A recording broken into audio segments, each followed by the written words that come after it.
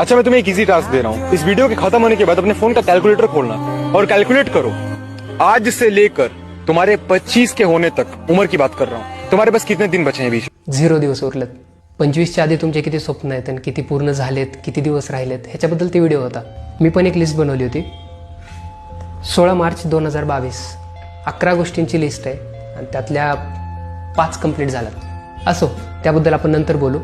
Today I turn 25 आणि या 4 गोष्टी आहेत ज्या आय विश की मला 5 वर्ष आधी कळायला पाहिजे होता. First, you don't get paid for your degrees. College सोडून जेव्हा रिअल लाईफमध्ये याल त्यावेळी कळेल की 10वी 12वी किंवा डिग्रीचे पर्सेंटेज किती ह्याच्यावरून तुम्हाला कुणी जज करत नाही. रिअल वर्ल्डमध्ये तुम्हाला जे काही काम करायचं आहे ते किती तुम्ही चांगल्या रीतीने करताय, त्याच्या रिलेटेड तुमच्या किती स्किल्स चांगल्या आहेत, तुमची कम्युनिकेशन स्किल झालं, तुमची लोकांना हँडल करायची, सिच्युएशन हँडल करायची स्किल झालं, याच्यावर तुमची किंमत ठरेल. तुमच्याकडे डिग्री आहे का नाही हे तर फक्त एक इलिजिबिलिटी क्रायटेरिया आहे. So focus more on skills rather than degrees.